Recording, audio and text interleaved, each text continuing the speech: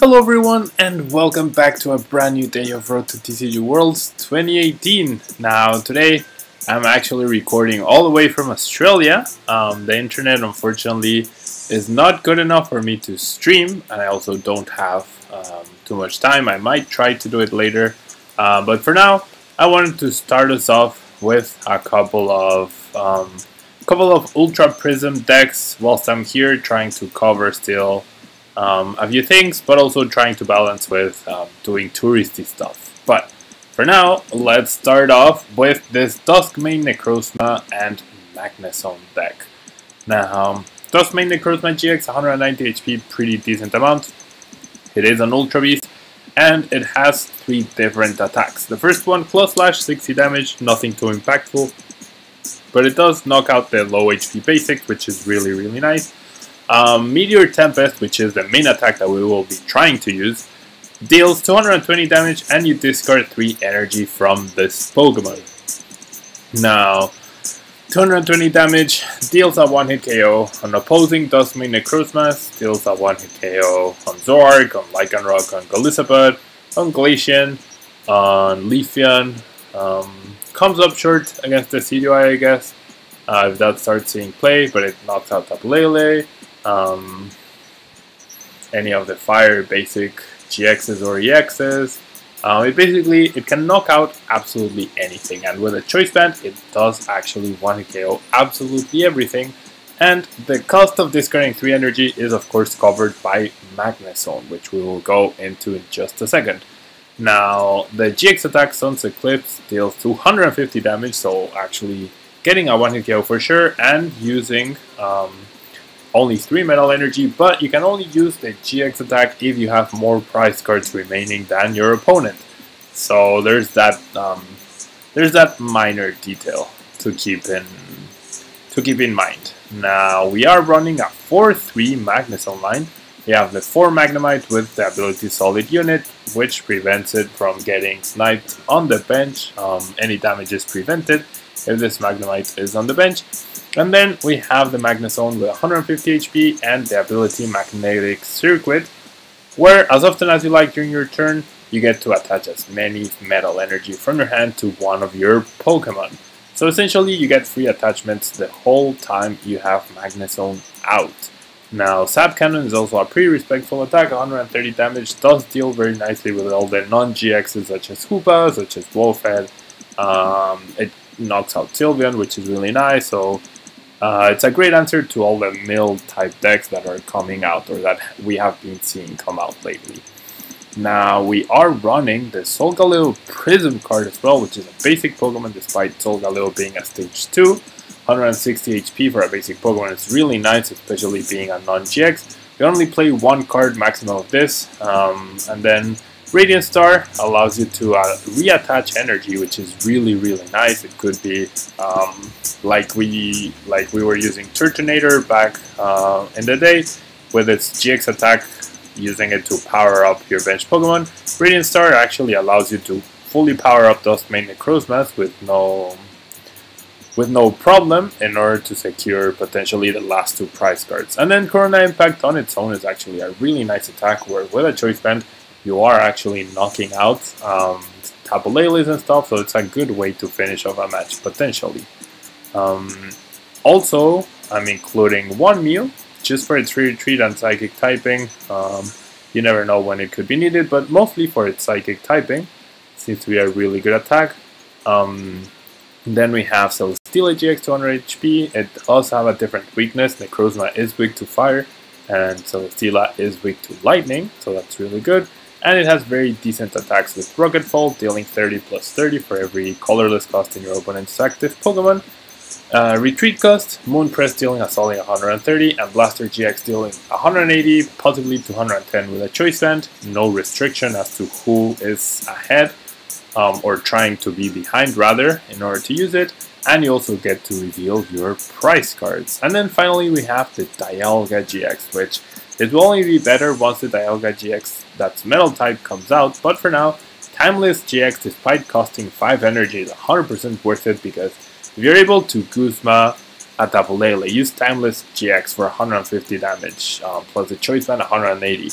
and you get a knockout, and then you get another turn immediately, that's just insane, because you probably end up finishing off the game. So this card is so good that it might actually merit having 2 of them. And even if you start Dialga, you get the overclock attack, which allows you to draw draw until you have 6 cards in your hand, and then finally Shred just deals a solid 80 damage. So a lot of potential in the deck, a lot of synergy within the deck. Finally we have Oranguru, and as you can see, we're not using a Tablemon engine or Bridget engine. I'm trying to do this as a more of the Kickapoo list that we have been seeing. For some reason, Nest Ball and stuff like that has been very appealing to me lately, so I actually really like this version of the deck. So this is what we're gonna try out today. Probably won't have time to do more than 1 game, simply because I have other things to do, and I want to do other things whilst I'm here in Australia, but I do want to keep bringing you guys these videos. Now for our engine, we have 3 Sycamore, 3 Lillie, 1 N, and 2 Skyla, along with 2 Guzma. Now, the clear missing card is Cynthia. I was thinking that maybe just 2 Lillie instead of 3 could be good, but 3 is pretty good to try to increase the odds of trying it early on. Maybe it could be like 3 Lillie, 2 Cynthia, 2 Sycamore, and then no N, or maybe keep the N and just 1 Skyla. There's a lot of possibilities that can be played around, but for now, I ended up not including Cynthia. We might end up needing it, but for now, that's what we're going with. Then, as far as item cards go, we have the 4 Rare Candy, of course, to accelerate the Magnezone. We have the 4 Ultra Ball to accelerate everything, pretty much. The Nest Balls in order to find the basic Pokemon. We have the Field Blowers to activate our abilities 100% of the time. The Super Rod to recover Pokemon and energy, 2 Choice Band, 2 Float Stone, and then finally, of course, the Mount Coronet, which is the whole idea behind using this deck. There's a lot of synergy, and you get to recover metal energy from your discard pile onto your hand once during your turn. So if Mount Coronet actually sticks for more than 1 turn, you're definitely going to get a big advantage. So it's essentially an energy retrieval that could potentially have more than 1 use, which is really nice. And then finally 12 basic metal energy. So let's jump into the ladder and let's see what we can actually do with this deck. Now, as you can see, I've prepared Magnezone, Glacian, Zoroark, and the CDY Lithium for this upcoming days. So that's what I'm gonna try to do. And looks like we're gonna be up against Hunchfire. Gonna be going up against Hunchfire with a water and psychic type deck. One thing I do like about not relying on Tablemon is if Glacian starts being super popular, you actually get a lot of defense against that, because we are actually not relying on GX's abilities. We're simply relying on GX's attacking. But we are actually not relying on abilities, which is really nice. And so, we got an okay start. Nothing too impactful. We get the Dusk by Necrozma immediately. We get the turn 1 Lillie, which is nice. We get the Oranguru, we got a Metal Energy, so we can potentially Lillie for 6 here. It's gonna be 5 because of our top deck, but definitely no complaints here from me. I will do this, and then all we're looking for is a Magnemite here, or a Nest Ball. We do get the Magnemite, and we get the Rare Candy immediately. So my opponent doesn't end us. This is just going to be a fantastic start for the deck. Fantastic turn 1. We really could not have asked for anything better, and we actually have the potential to knock out the Tablemon on turn 2. Now, this is an issue though. We do see a Froakie immediately, so the ideal scenario here would be for us to actually top deck a Metal Energy so that we can get rid of the Froakie. We do not, which means, okay, this is kind of a big deal now. We do have Magnetic Circuit, which is nice. However, discarding energy is just gonna be a big problem. So, I mean, I don't mind taking the 2 prizes here against the Lillie. The issue is we can't even knock out a Frogadier afterwards. That's the big issue here. feel like I still need to go for this though. And we can use Brooklet, check out our deck. Corona Impact could also be useful. We do see that Dialga and Celesteela are priced. I was actually counting on Celesteela, so these two prize cards are gonna be super crucial. Now one thing we can do is just completely power up Necrozma with like more than the energy does need. That could be a good way to go about this. So I'm just gonna Sycamore here. I don't know what my opponent's hand looks like, but it's not looking terribly great. I will activate Magnetic Circuit, and then we can attach the energy, and we got the perfect amount to get a knockout. We can use the Nest Ball. I can search for Mew. Ooh, Solgaleo could be interesting as well, but I'm gonna go for Mew for now, just to have the free retreat option. And I will remove my opponent's Stadium to not give him access to more Brooklet heals. And I feel like I will bench the Magnemite. Should I? Yeah, I will. And then, ooh, I can draw an extra card with Instruct. Yeah, Greninja will obviously be a very bad matchup for this. I guess my Giarna could kind of be like a patch for this. Should I just attach the energy? Maybe I should actually. No, I'll keep them in case I'm actually able to find Celesteela, because Celesteela is actually really good against Greninja because it hits for 130 and the GX attack hits for 180. So essentially we should be able to guarantee a few prizes. We don't. We actually are able to find the Dialga though. The Dialga will be good to get rid of Frogadier, and the GX attack essentially means we will likely get not only 2 prize cards, but we will be activating our ability, because my opponent will not have a turn where he uses Shadow Stitching, which is great. Unless by skipping the in-between turn step, that means the effects such as Shadow Stitching remain, but I really doubt that would be the case. I really doubt that would be the case. Okay, so we get another Nest Ball.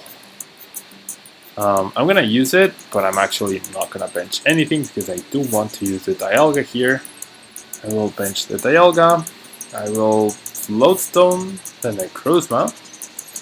I will just attach the energy for now, and then I can Instruct, because if I get something then I can play, then I could Lillie for extra cards. Otherwise I would have just gotten the card anyways.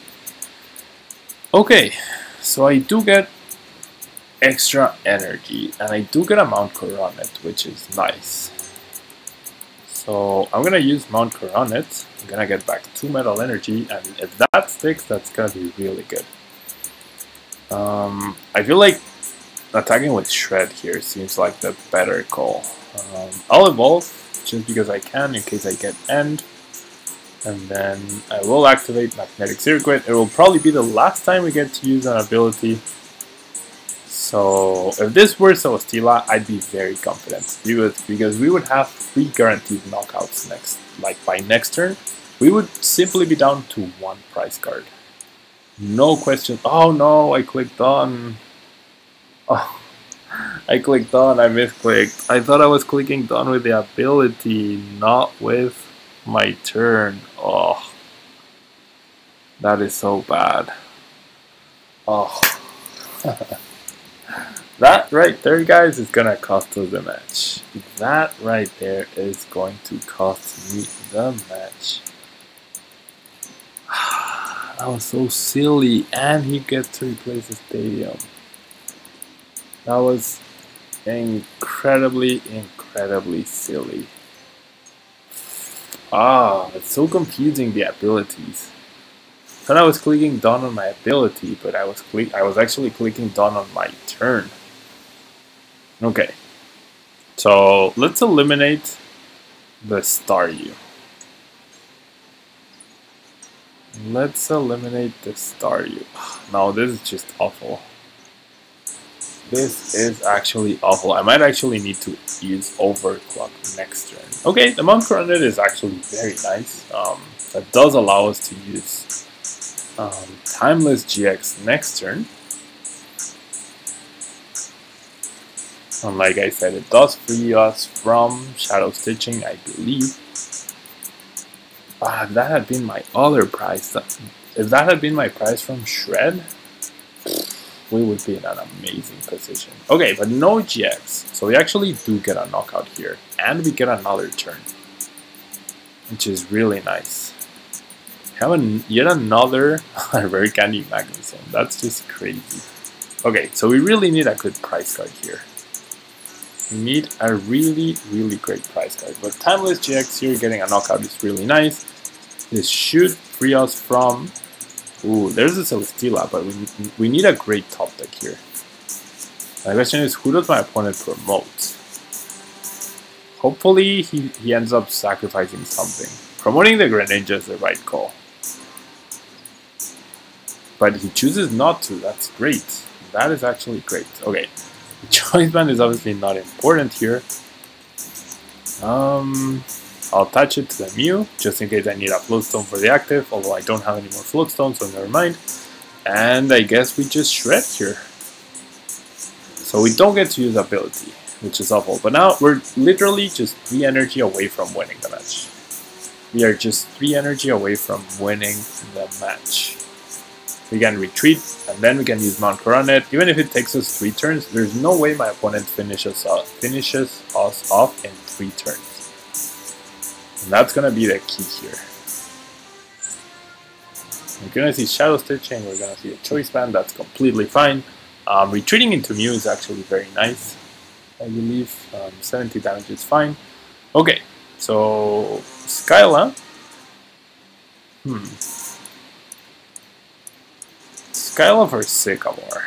That seems very good. And then we shall retreat into the Mew.